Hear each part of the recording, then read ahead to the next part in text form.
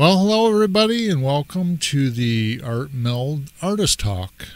I am your host, Rick Packer, and this show was pre-recorded on August the 19th of 2021. Talked with Ron Moore Jr. He's from out there in Ohio. And the beginning of the show, we just talked basically about his biography and him becoming a artist and all of his experiences in through the arts up until today. And Ron Moore Jr., he does have Parkinson's disease, and he is a speaker for Parkinsons. And a little bit later on, we will be talking about 3 of the paintings that he has done in the past. And after that, we'll be talking about his experience with doing a painting for William Lee Golden. Now, that is one of the members of the Oak Ridge Boys that he talked to. He actually got to meet William. And see, William Lee Golden is actually an artist himself, and he does have a website too. I think it's williamleegolden.com. So you might want to check that out too. And boy, this show is just jam-packed with all kinds of stuff. So really, Ron Moore Jr., he's really focused on making a difference, and he does tributes with his art for victims of different circumstances, like I don't know, like shootings and fires and just all kinds of stuff.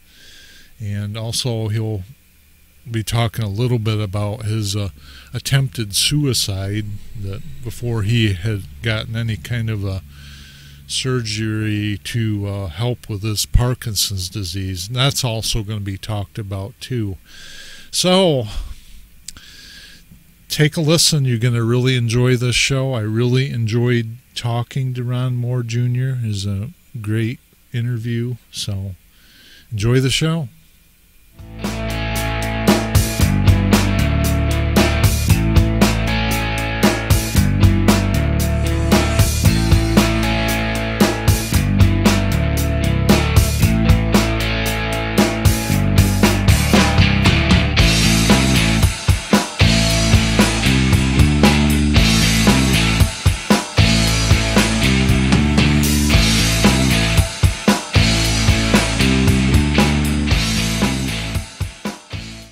To join and become a part of the Art Meld Facebook group, simply go to facebook.com/groups/ArtMeld.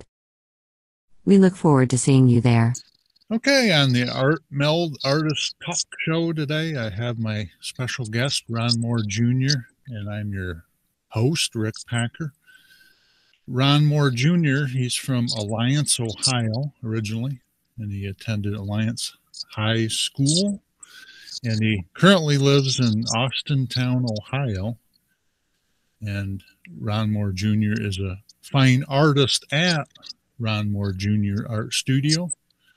He's been doing so since '97 to the present, and he is an artist who concentrates on artwork that preserves memories.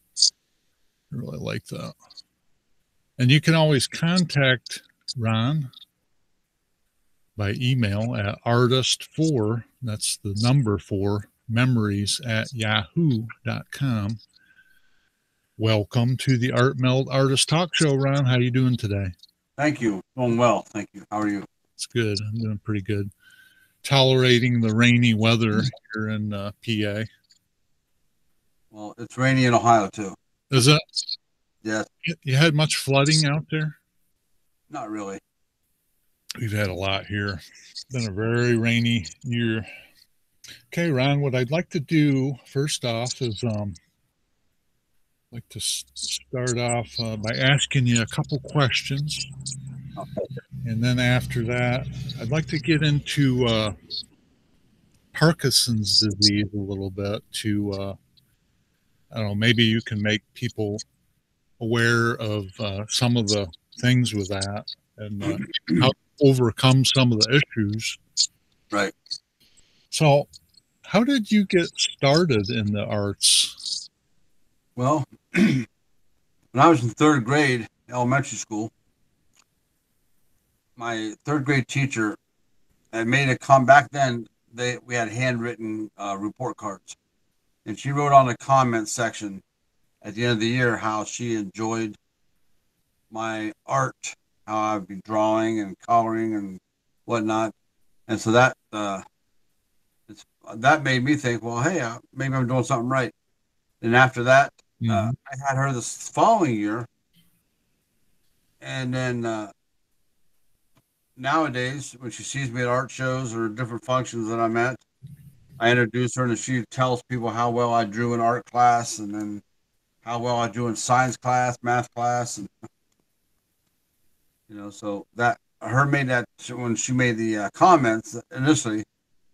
Anytime I got bored during school, whether it be a math or history class, I just started drawing. What really inspires you to do what you do? The paintings and all the drawings, and I see you're out and about a lot too. Yeah, different things inspire. It depends on the work. A lot of times, excuse me, when a tragedy happens, it inspires me to do portraits of victims to help comfort their families. Different tragedies with whether it be Las Vegas shooting or the Texas church shooting or some of the FBI agents who were killed in Florida last year, and just different people. And what inspires me is trying to do what I can to make a difference in somebody else's life when they're going through a terrible time. And I think art can be a good tool for doing that. And my motto is, art isn't meant to just decorate walls, but it's meant to impact somebody's life, hopefully for the good. It really does, Yeah. I like your where it says you're an artist who concentrates on artwork that preserves memories. I really like that. That's a really good slogan. Yeah, no matter if it's a painting of people who are no longer here, or old cars, or old sports figures, or historic athletes or celebrities. Sometimes, like I did a portrait a while back of Shirley Temple, and that sparks a lot of people's memories of when they were in their childhood when they used to watch Shirley Temple shows. And yeah, I can remember watching the reruns of Shirley Temple. Oh yeah, love to watch them. It's really good. Especially when somebody passes away. I can't count how many thank you cards I've gotten and stuff, because when someone passes away, especially in the tragedy, like maybe like George Floyd, or a lot of people who were killed in different shootings, or there was a lady here locally that she had a house fire. All 5 of her children had passed away in the fire. Oh no! So I did portraits of all 5 of the kids with their mom in the middle of it. Oh yeah. It may not heal the broken wounds or the mend a broken heart of the loss, but it sure does help comfort them, even if it's in that short time. Yeah, I understand what you're talking about. It doesn't really erase what happened, but it does give comfort in a little way. And I think people really need comforting things, to help ease that type of pain. That's Yeah, and a lot of times, like when the Las Vegas shooting happened, and the Texas church shooting, the school shooting in Florida, a lot of people, a lot of crooks were out to try to make money off of this tragedy. And so what I did is I would go in, I would do portraits of every single person for their family member, and then I'd ship it to them.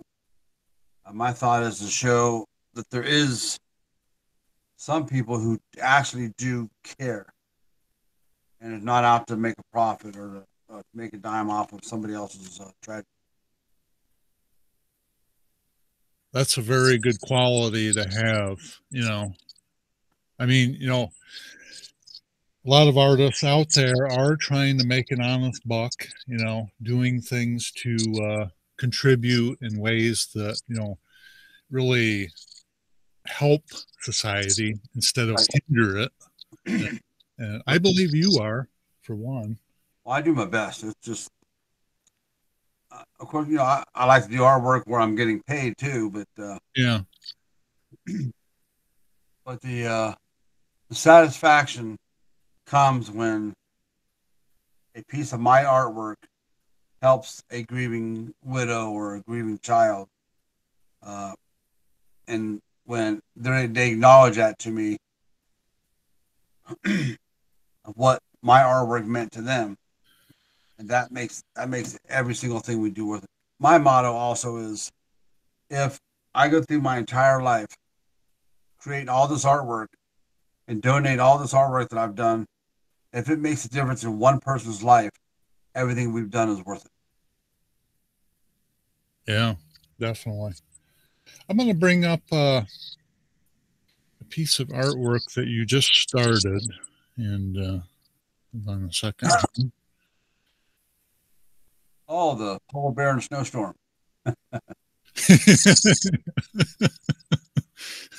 Ron's also a comedian, part comedian like me. Only we don't get paid for that. And I usually laugh at my own jokes just because nobody else will. my thought is, if nobody else will laugh, I'll laugh at myself. Yeah, I do that often. Let's talk about your this snowstorm you got here. Okay. What you're planning with that? That one will be my newest tribute to law enforcement. To I mean, I have a lot of respect for for the police and what they do, and that painting is going to uh, pay tribute to the fallen officers. Mm. Now, what are you doing here on this canvas? I'm blow drying, and that I have about 3 coats of gesso on that, and I just blow dried in between the layers, of course, so it dries quicker. But I do that a lot when I'm working on acrylics. I'll use the blow dryer a lot. I'm impatient. I don't like to wait too long. I figure if I got to wait very long, I might lose my inspiration and stop painting. I used to work a lot in oils, and sometimes it would take a month, 2 months, stuff would be dry. Yeah. Then I got introduced to acrylics. I'm like, hey, I can almost do the same thing as I did in oils. Do you use any retarders with your acrylic paint? No. No. I've never used anything to mix with my paint, with the exception of water. I know there's a lot of different mediums out there that you can add to additives, and I've never been brave enough to venture out that way. Oh. I want to jump in and talk about Parkinson's a little bit here. And well, I'm curious, about the effects of it and some different ways that you deal with it, and maybe some useful things that might help other people out there with that disease to help them out.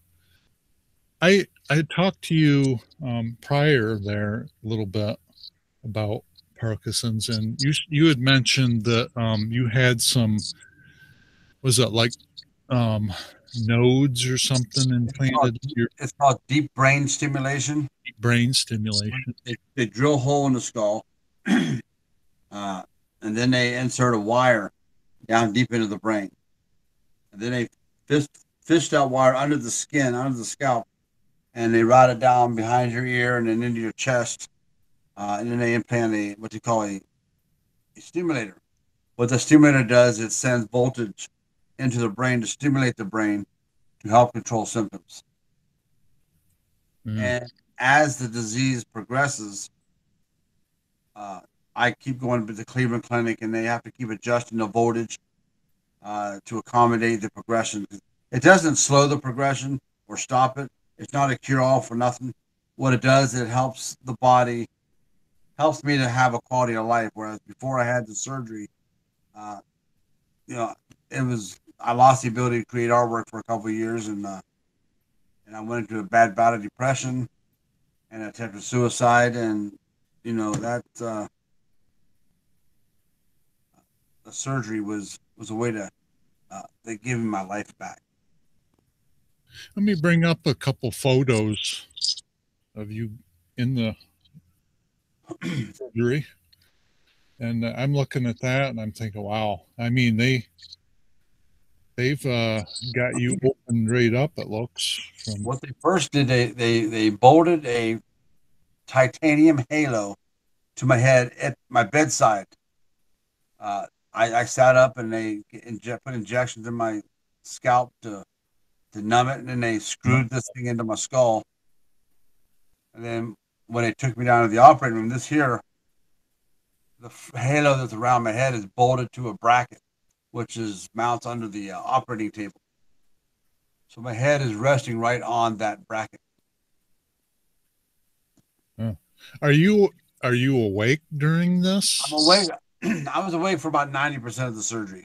90%. What they do is once they drill the hole and insert the wire, they hook it up to a temporary stimulator, and they have it on different settings, and that helps them to know that they have the wire in the correct place.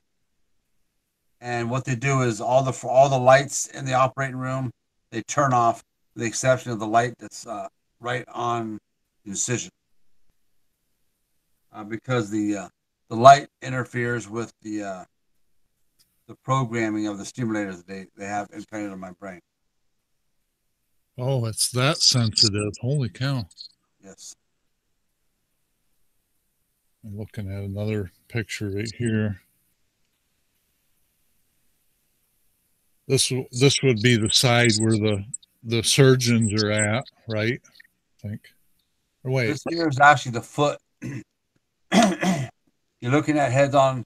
Now, behind that plastic curtain, you see the white box to the right? Yeah, right here. That's actually the machine that tests my brain waves, and that's the thing that when they insert the wire into the brain, it goes through the halo, and that way and then it slowly increases the depth of it. That thing there, once they have the wire in, that will test the location. Is there very much of a voltage that On my right side, the voltage is 4.73 volts. On the left side, it's 2.75. Huh. It's more on the right side because I'm left-handed, and the Parkinsons is worse on the left side than the right. That's why the voltage is higher, because I'm considerably worse on the left side. Now, what that does is it help me understand what it does. It kind of like It stimulates the brain. It's similar to a pacemaker for your heart. Yeah. Okay. The pacemaker for your heart, it helps keep your heart in rhythm, and it stimulates the heart. This stimulates the brain. The way it was explained to me, it fools my brain into thinking it's got something that it doesn't. And I have a control where I can turn the stimulators on and off, and I do that frequently, not real often.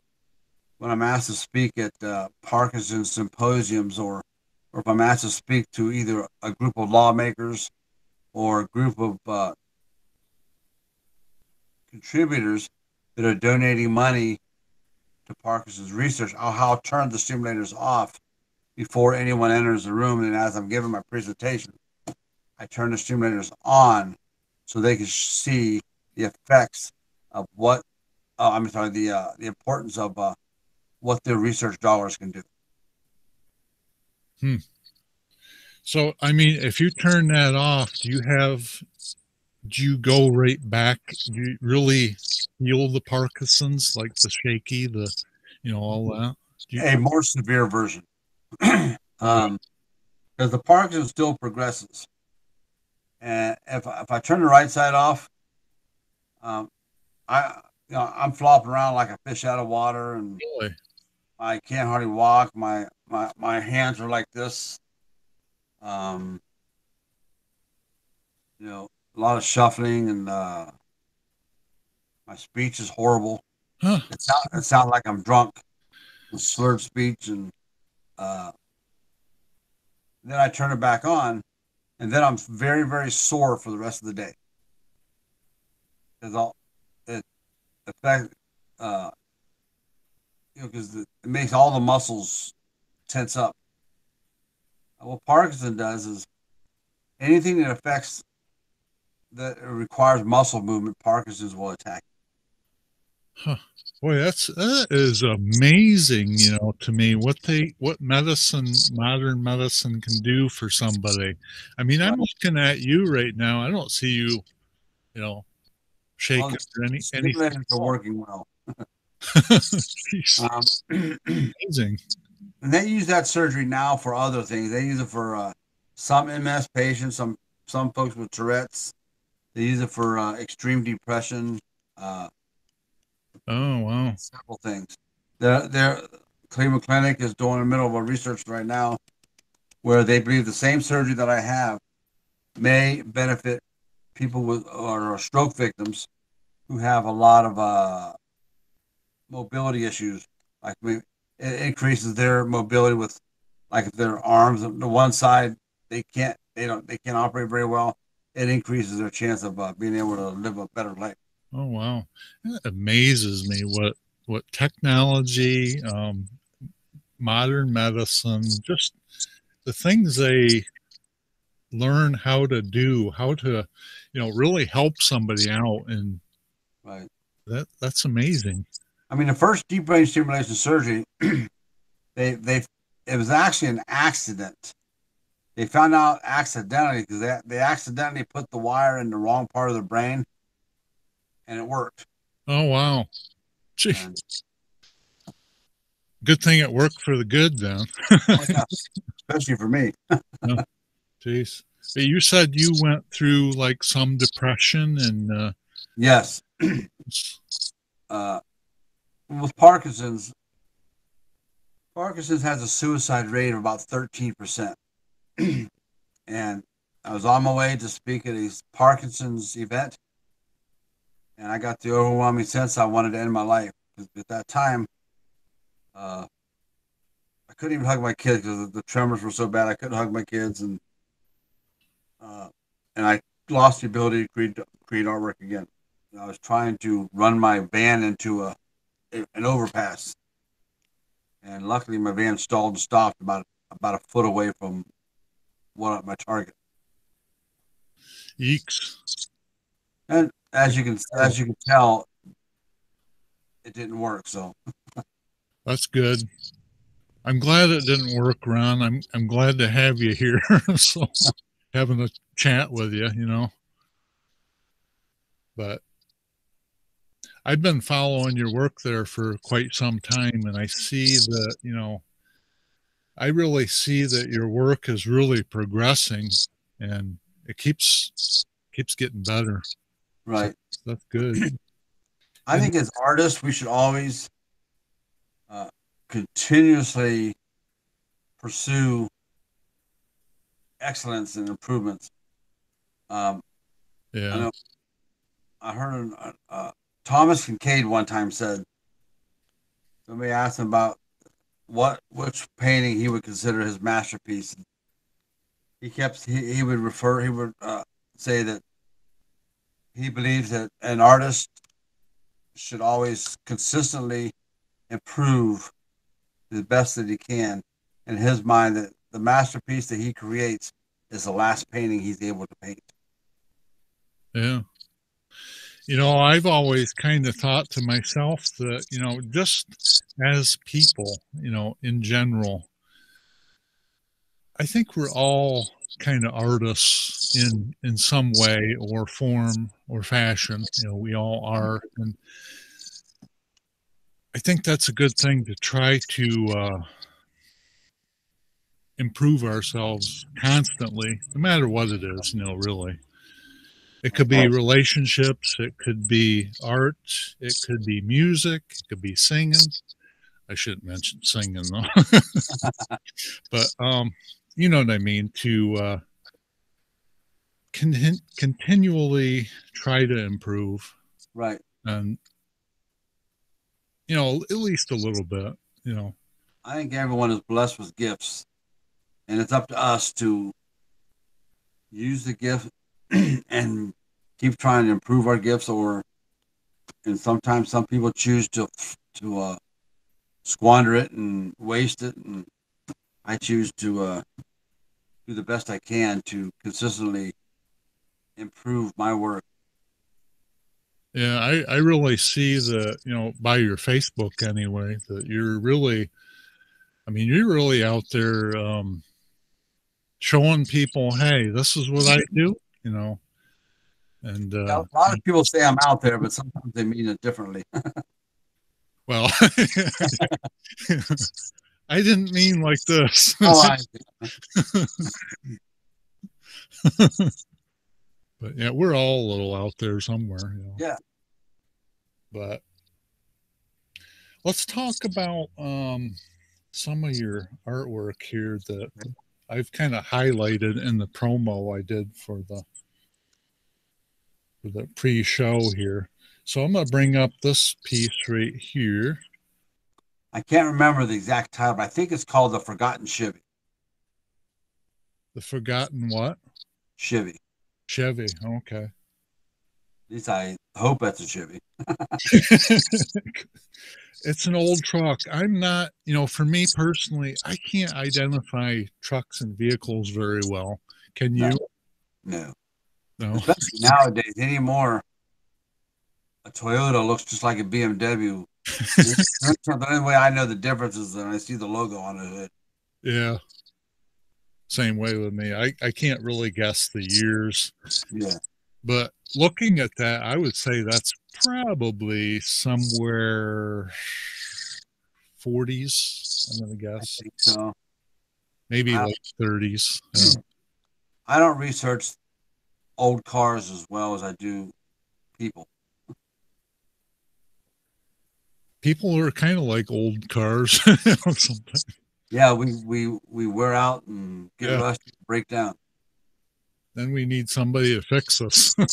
We need tune-ups and overhauls. Jump starts. New tires. Yeah, I got my stimulator can jump start me. You got the electric. But I'm looking at that and I think this is a really good designed painting. This is done in acrylic. Correct. Very nice. It's really it's really well balanced. I like the sky, the birds all over in the sky there, the rustic like green. I can see a little bit of rust on the fender there.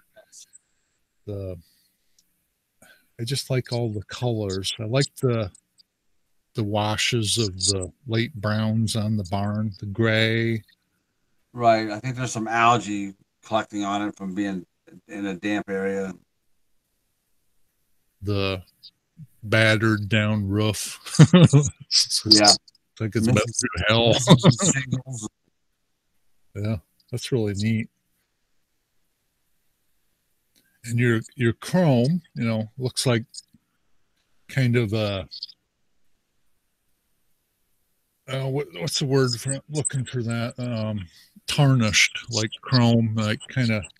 Oh yeah, it's not real shiny, right? And it shouldn't be, an old truck. Right, it's got dirt and rust and tarnish, and Right. it's really good though. I like it. Thank you.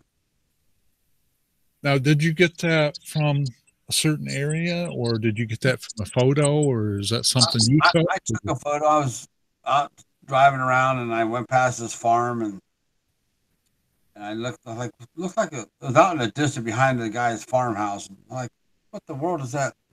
I stopped and asked if I could take a picture, and he told me about it. And he said that was his dad's old truck, and it broke down, and he didn't have any means to fix it. So he didn't have the heart to get rid of it, so that's where it sat. And so he gave me permission to take photos of it, and that's what I came up with. Must have been kind of a sentimental deal then, just kind of I think so. He didn't want to get rid of it because that was his dad's, and if he got rid of it, that'd be a part of getting rid of his memories of his dad. Yeah. Well, let's go into the next one here. I have one of my favorite shows, Star Trek. Oh yeah, Enterprise. Beam me up, Scotty. Talk about that a little bit. Is that something you just come up with in your imagination, or is that from a photo? Or I took some clips from the actual show, and I've always liked Star Trek.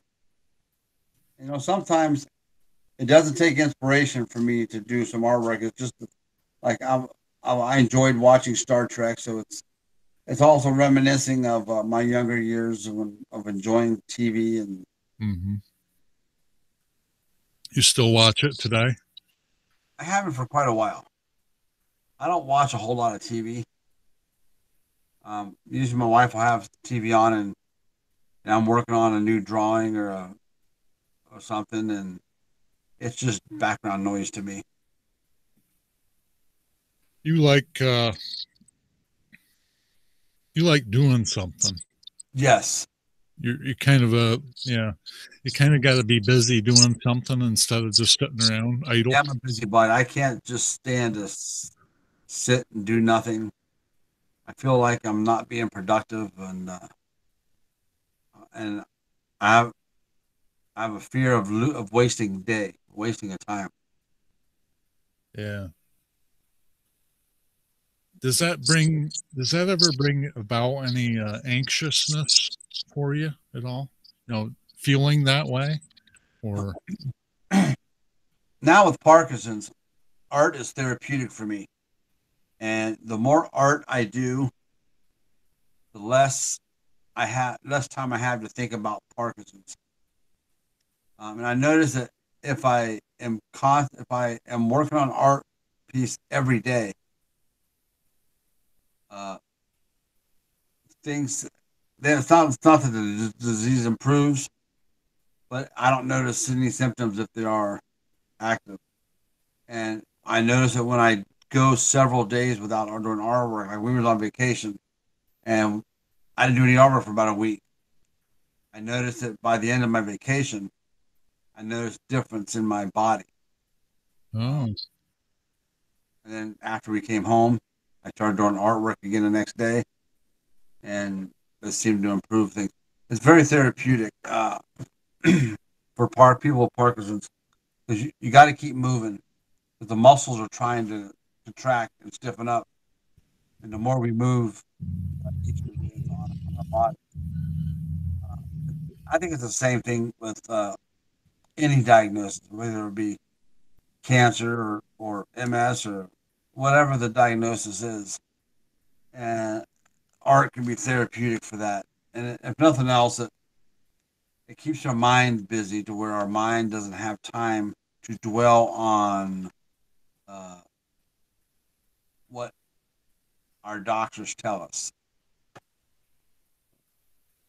Makes me think of that old saying. What was that? A dog doesn't know it has fleas when it's running. Oh, I never heard that. You know, you're right. I mean, you're not really paying attention to it then, so much. Right. But it's not at the same time like you're really ignoring it because you are taking care of it, you know. Correct. You're not sticking your head in the sand. Right. I refuse to do that. A lot of times when I post my artwork on Facebook, I'll have a hashtag Parkinson's does not win today or ever. I like And for me, that helps to keep me from getting depressed about my body not being able to do stuff. I mean, I know that's progressing, and I know I see it every day. I'm constantly needing to change my technique mm, because Parkinson's is trying to take away the ability to do artwork. So I keep changing my technique. Sometimes I'll work in different mediums, like I'll work in pencil for a while. Then I just started pastels, and which I like, and I go from different things because it helps keep the mind. It's good exercise on the mind. With Parkinson's, dementia is a real thing in the advanced stages of Parkinson's, and the more I exercise my mind by keeping creative, the less worry. the less chance I have of because less it just keeps me focused on what's important. Worrying is not important, and I keep doing Then, artwork that helps a lot. then the next one I got here is this old truck. I really like that one right there. I thought that was really cool. I like the old buggies like that where you kind of got it out in the snow and I think it's called the Model T Winter. I don't know if it's a Model T or Model A, but that's just what I call it. oh, okay. Well, I've always been fascinated with old cars like that. I've always wanted to have one just to have it. And I took that off of I used to go to a lot of car shows and cruise-ins, and I took a photo I take photos of a lot of the cars I see, and just in case I can put it into a painting and that was at a cruise-in.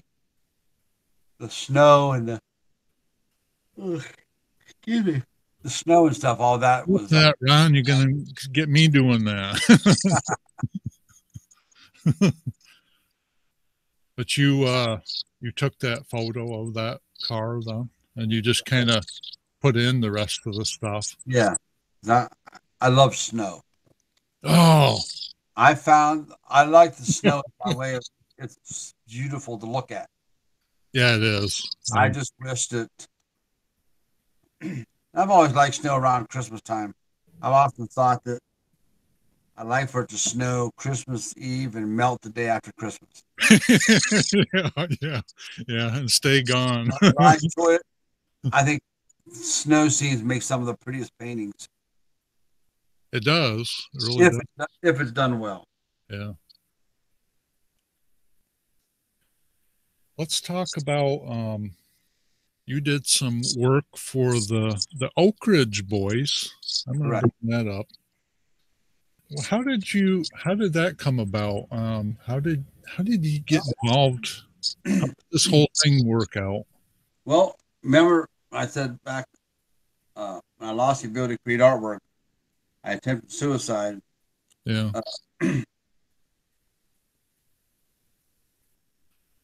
That gentleman, his name is William Lee Golden of the Oak Ridge Boys. See, there was four in that group, wasn't there? Four. Yeah. Four. In fact, their bass singer used to sing for Elvis Presley. Now, this guy, William Lee Golden, he has been with Oak Ridge Boys since 1964. Oh wow. And he actually hired all the other three that's with him now. And the bass singer was singing for Elvis, and he ended up pulling him away from Elvis. And Mr. Golden's son used to play drums, and his son played drums for Elvis when he was like 12. Oh wow. And then Elvis had considered hiring him And then Mr. Gold's like, you know, he didn't want his son uh, being Yeah. caught up. I mean, you know, especially being out young because he needed to get concentrate on school and his education and stuff. But anyhow, uh, I did this portrait of Mr. Golden. I also did one of all four of them. Then I was invited to Nashville, Tennessee, to the Grand Ole Opry, and I was going to be giving this to them backstage. And then I seen where they were in concert close to me, so I went, made arrangements, and I've been talking to Mr. Golden on Facebook and Twitter, Oh, as well as his son, and even also Joe Bosnell. He's the guy with the mustache that sings the higher parts. I've been chatting with them, and then made arrangements to meet these guys backstage, which they're backstage. It was at Hartville Kitchen in Hartville, Ohio. Their backstage was like a hallway through their kitchen. So I met them back there, and I shared with him the song that he sang that gave me so much positive inspiration that I think that song changed my life, and it gave me a encouragement. And and Mr. Golden, he's an award-winning artist himself. He does very well with oil paintings and uh, oh, he is really. yes, yes. If you go on William Lee Golden paintings, you can see a lot of his stuff. He does a lot of landscapes and beautiful stuff. And That's the guy on the screen right now, right? Or yes, okay. and when I gave them to him, of course, he was looked at it really well, and he got a tear in his eye. He's like, "Man, you got to get me to tear up before we go." It was right before they went on stage. Oh boy. And then their bus driver's like, "Hey, I'll take it out to the bus." And he's like, "No, you won't. I'm carrying out to the bus myself. Make sure it's safe." And I guess he has that hanging up in his home. And the one I did of all four of the Oak Ridge Boys is hanging up in their office in Nashville, Tennessee, or I can't remember if it's Nashville or Gatlinburg, one of the two. Now, right there in that photo, he's examining it really well, looking at it. I'm just curious to. I'm curious to see or listen. I would like to be a fly on the wall to hear what you're talking about. Oh, I shared it in detail. The song that he sang that encouraged me, and I explained to him that's by him singing that song, how it impacted my life, and Oh, to me that song was my gift, and my gift to him was this portrait. that's really good. There's my wife with us, of course, but What's your wife's name? her name is Lisa.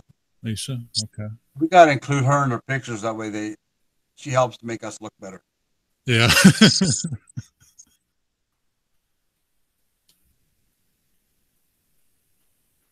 they The only song I can remember that they really did was Elvira. I know there was other ones too, but that one. Elvira. This year they're celebrating their 40th year of doing Elvira. And they've done, like American Made and oh yeah, American Made. And Mr. Golden did lead on Trying to Love Two Women. Yeah. Like a ball and chain. Yeah. One's got my money, the other one's got my heart. Yeah. That was actually a song written. He sang that because it was part of his testimony, his life. But I guess, and he had written a book called Behind the Beard. Behind the Beard. Behind the Beard, and He sent me an autographed copy of that book before it even hit Amazon. Let me bring up. I created a slideshow of some of your works that you've done, and I'm just going to go through them really quick, so you ain't got to really talk about them too much. But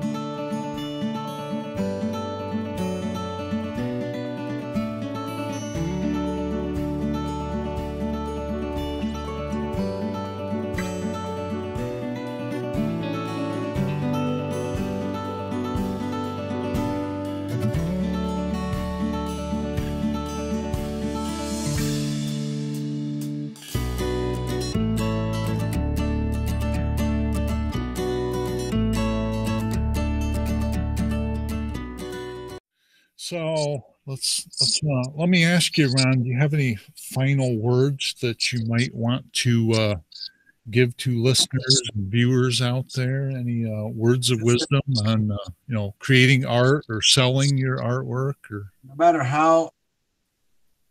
what level an artist is, just keep pursuing excellent, keep pursuing improvements. And as far as selling your artwork, do everything you can to get your artwork out there, whether it be like if you're setting up, doing something for charity, contact your local news media.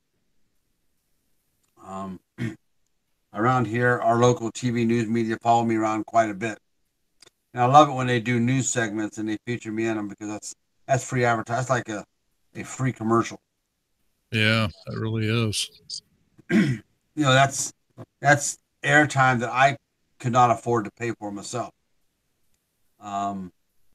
And learn a lot of times, artists, especially younger artists, when folks critique their work, a lot of times they get disappointed in what they had hoped that people would say about their artwork, and then they get discouraged and they back away from doing artwork. To me, that's just time for me to just work even harder, just to prove their like when someone critiques my work and it's not what I think it should be, I just keep working to make it where I can prove them wrong. So more or less, if you want somebody to critique your work, you'll ask them, right? Correct. Otherwise, it's just you're putting out there. You're doing the best that you can, and really, that's all you can do, isn't it? That's right. So you keep being yourself. I tell young artists, don't ever try to be somebody else. We can only wear our own crown. We can't wear somebody else's hat, Yeah. And every artist is different.